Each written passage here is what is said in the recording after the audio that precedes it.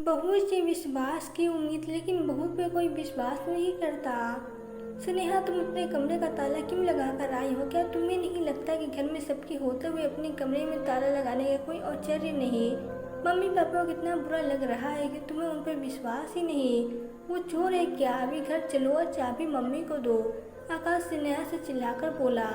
स्नेहा और आकाश स्नेहा की बड़ी बहन के बेटे का जन्मदिन पार्टी में आए थे, तो स्नेहा अपने कमरे का ताला लगाकर आ गई।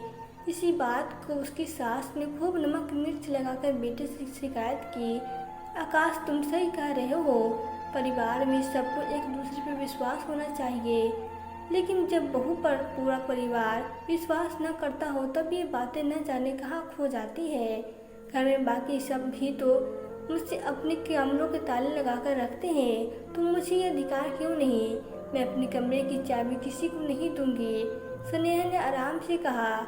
स्नेहा की बात सुनकर आकाश बोला, ठीक है तो तुम यहीं रहो, पर मैं घर जा रहा हूँ। मेरे परिवार आज तुमसे अपमान किया है, जैसे आपकी मर्जी। आकाश, लेकिन ये सब मुझे आपके परिवार वालों ने ही सिखाया है, और अब आप ही वही गलती कर रहे हो।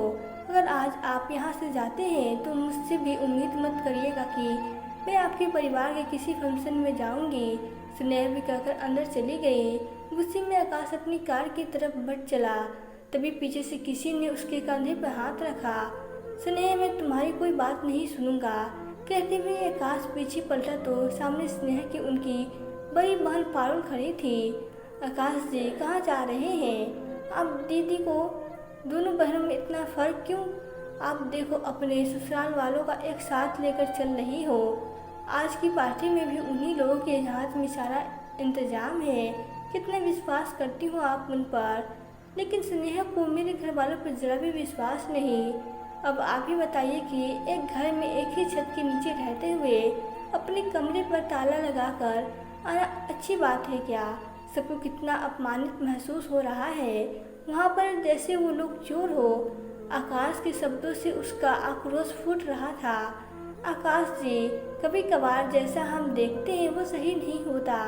आपने ये तो देखा कि मैंने सारे इंतजाम अपने ससुराल वालों पर छोड़े, लेकिन ये नहीं समझे कि उन ससुराल वालों ने मुझे कितना मान दिया होगा, जो मैंने उन पर इतना विश्वास किया। लोग बहू पर इल्ज़ाम तो बहुत जल्दी लगा देते हैं, लेकिन वो ये नहीं देखते कि उन्होंने खुद से बहू पर कितना विश्वास किया है, उसे कितने अधिकार दिए हैं। मेरे साथ भी यही हुआ था। जब भी घर में कोई फंक्शन होता तो कभी भी मुझसे किसी विषय पर सलाह न लिए जाती। काम मेरे हिस्से में होते, लेकिन सारे अधिकार बाकी सबके हाथ में। फिर एक दिन बार मैंने घर में बोल ही दिया, तब नैतिक को मेरी बात महसूस हुई और उन्होंने भी कह दिया कि मुझे भी पता है मुझसे पैसा लेने के लिए सब लोग न जाने क्या क्या झूठ बोलते हैं। मेरी कमाई से घर चल रहा है और मेरी पत्नी हमेशा अविश्वास के कटघरे में खड़ी रहती है। आज के बाद पारुल को भी घर में बराबर के अधिकार मिलेंगे, तब जाकर घर में ऐसी स्थिति सुधरनी शुरू हुई। वही अब स्नेहा के साथ हो रहा है। जब आपकी मम्मी बहन कहीं जाती है तो अपने कमरे का ताला लगाकर जाते हैं। इसका मतलब स्नेहा चोर है। किसी को भी स्नेहा पर विश्वास नहीं है, लेकिन जब स्नेहा अपने कमरे का ताला लगाकर आई है तो उस पर अविश्वास का इल्जाम लगा दिया। चोर तो अपने दिल में होता है, जिसे दूसरे के ऊपर डाल दिया जाता है। अगर आज स्नेहा ने आपकी बात मान ली तो उसे हमेशा सब लोगों का अविश्वास झेलना पड़ेगा और वो कभी भी विश्वास का दायरा पार नहीं कर पाएगी। आकाश जी, एक लड़की के माता पिता लड़के वालों पर विश्वास करते हैं, कभी अपनी नाजों से पली बेटी उनको सौंप देते हैं, लेकिन वही ससुराल वाले उस बहू पर इतना भी विश्वास नहीं कर पाते कि वो उस घर में चैन की सांस भी कैसे ले पा रही है। बस दीदी, मैं समझ गया। आज के बाद उस घर में स्नेहा की भावनाओं को कोई आहत नहीं करेगा और सबको उससे विश्वास की उम्मीद है तो उन सबको भी उस पर विश्वास करना होगा। कहते हुए आकाश पारुल को लेकर अंदर पार्टी हॉल में गया। आकाश को देखकर स्नेहा मुस्कुराई। आकाश ने उसके पास आकर उसे सॉरी बोला और उसके साथ डांस फ्लोर पर डांस करने चला गया।